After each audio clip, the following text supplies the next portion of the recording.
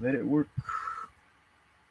Hi, this is Ed, and I want to share something that used to really bug me when I first became a believer in Jesus Christ. That was like 30 years ago.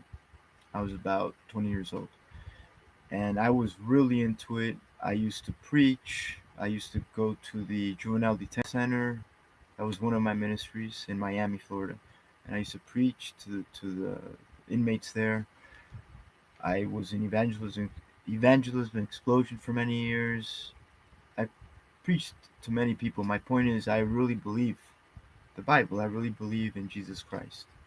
But one thing bothered me because I saw a lot of things. I saw supernatural things, miracles. I saw healings, but more than healings, I saw other supernatural things that are more complicated to explain, but I knew they were supernatural. And I knew it had to be either God, which was my first choice, or something bothered me though. Maybe it's the power of the mind, because I've heard people say that, that when everybody believes something, they can make it happen. And so that bothered me. Some little part back there, even though I wouldn't say it in church, I would wonder about that. And I would say, well, maybe it's the mind.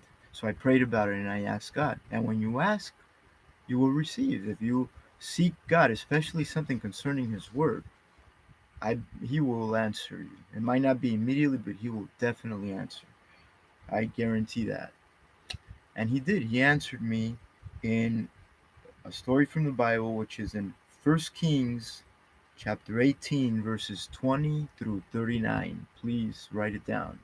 This is very important. I believe it's very important, especially now in this day and age with all this information we're hearing with New Age stuff that I'm not against, but it's just sometimes confusing. And the Bible is very simple and very clear. Basically, the story is of Elijah, one of the God's prophets, that he was brought before the king Ahab, and there was a lot of people there, probably thousands, but there was 450 prophets of this king, and they would choose these people very well to be prophets. They had to be, probably we'd call them psychics today, but they were special people. There were 450 prophets that they worshipped Baal. They didn't worship God. They worshipped Baal. Baal was a very important false god in those days, I guess. You read all about it in the Bible. It talks about it a lot in a negative way. And basically, Elijah said to them, "Why don't we do something? Why are we going to be so long wondering if we're going to serve God or serve Baal? If we're going to serve the God of Israel, the Lord God of Israel, or Baal?" And he said, "Let's take a bull or two bulls or one or two bulls and put it on the altar. You know, dead, of course. They sacrifice it, I guess. Put it on the altar, and they would usually burn it, but said don't put any fire. Said we're just gonna ask the real God to answer by fire." And Elijah said, "You guys can go first." There was 450 of these prophets, and it says here in verse around 39, I think. No, 30, 29. I'm sorry, about 29. It says, so they cried out loud. They cut themselves. They did all kinds of stuff. They prophesied for a long time, basically all day, from morning till evening. Finally, Elijah said, maybe he can't hear you. Why don't you cry louder? He was making fun of them. And it says here, well, I'll read it. Cry loud in verse 27. For he is a God, little g. Either he is meditating, or he's busy, or he's on a journey. Or perhaps he is taking a nap and needs to be woken up. So they cried louder. They even cried louder and cut themselves, as was their custom, with knives and lances until the blood gushed out on them. And when midday was past, they prophesied until the time of the offering at evening. But there was no voice, no one answered, no one paid attention. And then Elijah said to the people, "Okay, come near, everybody." So all the people drew near, And he repaired the altar that had been broken down. Because 450 people jumping around and crying and cutting themselves, they probably messed up the altar. So it says he took 12 stones according to the number of the tribes of the sons of Jacob, whom was called Israel. And then with these stones he built an altar in the name of the Lord, and he made a trench also around the altar, large enough to hold 2 seahs of seed. I don't know what a seah is, but I think it's a lot. Seems like a lot. And he put the wood in order. He cut the bull in pieces. Sounds cruel, but this is what it says. I'm just gonna read it the way it is. Um, cut the bull in pieces, and then he said, "Fill 4 water pots with water and pour it on the burnt sacrifice and on the wood." And then he said, "Do it a second time." And then he said, "Do it a third time."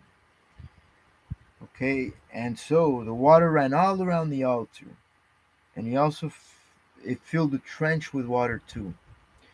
And it came to pass at the time of the offering of the evening sacrifice that Elijah the prophet came near and said, basically a short prayer, "Lord God of Abraham, Isaac, and Israel, let it be known this day that you are God in Israel, and I am your servant, and that I have done all these things at your word.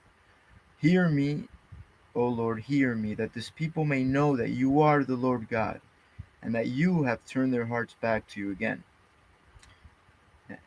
And then the fire of the Lord fell and consumed the burnt sacrifice, and the wood, and the stones, and the dust, and the fire licked up the water that was in the trench. Now, when all these people saw this, they fell on their faces, and they said, "The Lord, He is God." Big G. The Lord, He is God. That is in 1 Kings chapter 18, verse 20 through 39. And that settled it, at least for me, forever, that, yeah, the mind might have some power, but there's something more. There is a God, there is a creator. The power of our mind didn't create us, didn't create this whole universe, didn't create every little atom in our body, every molecule, everything that fits perfectly. No, it's not the power of our mind. How could our mind create our mind? That settled it, that God is God. God is God. And God is one, and He is the Lord God of the Bible. Um, I don't believe either really that there are many gods, because then the question would be, well, who made the other gods? There had to be one that made everyone. And did God make himself? No, he always was. He has no beginning, he has no end. He always was, like space, like time. He always was, he always is. He is. One of his names is the Great I Am, because he's timeless. There's no time with him. He's in the present, past, and future all at the same time. And so that, I wanted to share that story. I hope that helps somebody. Good night, and thank you.